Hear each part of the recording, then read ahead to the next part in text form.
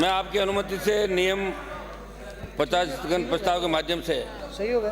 Rajasthan medical service corporation limited द्वारा प्रदेश में अन्य राज्यों की तुलना में डायलिसिस मशीनों व आरओ की महंगी खरीद में भारी भ्रष्टाचार से जुड़े लोकहित के अत्यंत महत्वपूर्ण मामले पर बोलने की अनुमति प्रदान आपसे चाहता था। आपने मुझे अनुमति उसके लिए धन्यवाद।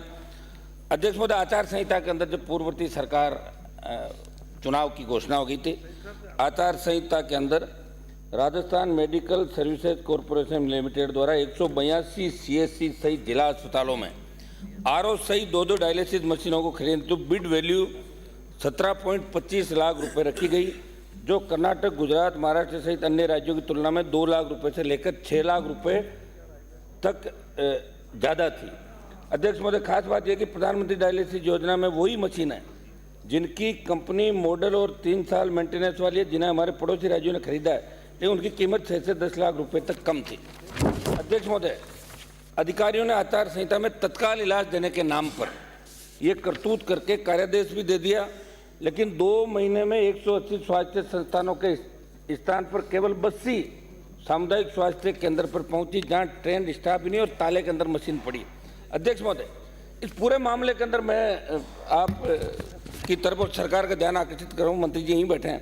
पहला मेरा सवाल है, अन्य राज्यों की तुलना में 10 से 15 करोड़ रुपए अधिक चुकाकर मशीनों की खरीद क्यों की गई? अचानक आपको कैसे याद आ गया कि आचार संहिता लगने वाली हमें आवश्यकता है डायलिसिस मशीन की? सेकेंड, टेंडर शर्त के मुताबिक बीडर व मूल निर्माता को 3 साल अलग अलग 10% सप्लाई का अनुभव होना जरूरी था, लेकिन जिम्मेदारों ने ऐसी सिंगल फर्म का चयन किया जो शर्त को पूरा नहीं करती। मशीन का ऑथराइजेशन मैन्युफैक्चर का होना चाहिए, लेकिन जिस फर्म का चयन किया गया उनसे निप्रो मेडिकल जापान का ऑथराइजेशन लगा दिया। अध्यक्ष महोदय, मेरा निवेदन है कि आप स्वास्थ्य मंत्री जी को निर्देशित करें। गंभीर मामला है जिसमें मरीजों को तत्काल इलाज के नाम पर जो खरीद की भारी भ्रष्टाचार की बू आ रही है।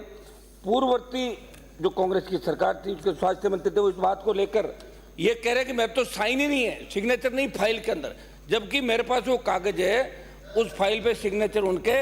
और 1 मिनट, उन्होंने आनंद फानन के अंदर ये मामला दिया। मेरी मांग है कि तमाम मामले को भ्रष्टाचार निरोधक ब्यूरो से आप जांच कराएं, क्योंकि आपने पहले चुनाव से पहले कहा था कि जहां भी भ्रष्टाचार पकड़ में आएगा हम उनको छोड़ेंगे नहीं। अध्यक्ष महोदय, मेरा निवेदन है कि इसके अंदर कुछ अफसर, RMSC के MD, आपके अतिरिक्त मुख्य सचिव और जो मंत्री थे, अध्यक्ष महोदय मैं इतना तक कहूँगा, मंत्री जी के वहाँ तो एक ही बात थी, कोई जाता था तो कहते कमल से मिल लो, कमल से मिलो। एक भारी भ्रष्टाचार राजस्थान के अंदर हुआ था, हम सब परेशान थे, पीड़ित थे, कोई जाता ही नहीं था, खुली दुकान थी। मेरा निवेदन है अध्यक्ष महोदय, इस मामले में आप जवाब दिलाएं। इतना भारी भ्रष्टाचार वार सामने दिख रहा है, करोड़ों रुपए का भ्रष्टाचार, इस मामले को आप ACB को दिलवाएं। मेरा निवेदन है अध्यक्ष महोदय कि इस मामले में सरकार से जवाब दिलाएं। मंत्री जी मेरा आग्रह अध्यक्ष महोदय, आप फरमाएं मंत्री जी को जवाब दे। साहब गंभीर मामला है, आप मामला इतना गंभीर है कि प्रूड मामला है, सब प्रूड है, ये मामला प्रूड है। मंत्री देना चाह रहे हैं क्या? माननीय अध्यक्ष मंत्री महोदय, देना चाहे तो दे सकता है। माननीय अध्यक्ष महोदय, नाम लिया गया, वो पहले एक्सपंज कराएं, उसके बाद में बात करें। सदस्य जो नहीं है उसका नाम एक्सपंज किया जाए। हाँ, बैठिए। माननीय अध्यक्ष महोदय, बैठिए, प्रसादी मीणा। बैठिए माननीय सदस्य। माननीय अध्यक्ष महोदय, कल ही एक प्रमुख जो समाचार पत्र में मैंने भी पढ़ा था, जो मेरे सामने है, और ये समाचार पत्र के जैसे ही मैंने पढ़ा, मैंने 4 बजे मीटिंग बुलाई, सब फाइलें बनाई, और ये जो समाचार पत्र है, आप बैठे, आप उत्तर सुनिए, उत्तर तो सुनो।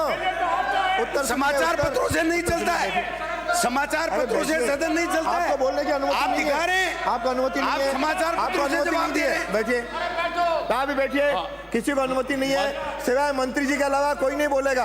आप बैठिए, हो जाता है बिना कोई कारण के, वो मेरा बिना कोई उचित कारण के। आप बैठिए, माननीय संसदीय मंत्री, आप बोलिए। इस समाचार पत्र में अध्यक्ष महोदय रिपोर्ट किया मंत्री जी को कि उन्होंने फाइल पे साइन ही नहीं किया था, जबकि इनके समय जब इनकी सरकार थी और मंत्री, मैंने फाइल पे देखा मंत्री जी के सिग्नेचर्स थे। ठीक है, अब ये समाचार पत्र उनका इंटरव्यू हुआ, एक्चुअल में क्या माननीय बात हुई है सदस्य। मेरे को मालूम नहीं, लेकिन इसकी पूर्ण हम जांच करेंगे, इस पे पूरी जांच करेंगे। ये पूरा जो मामला आया है ये जो कांग्रेस सरकार का है।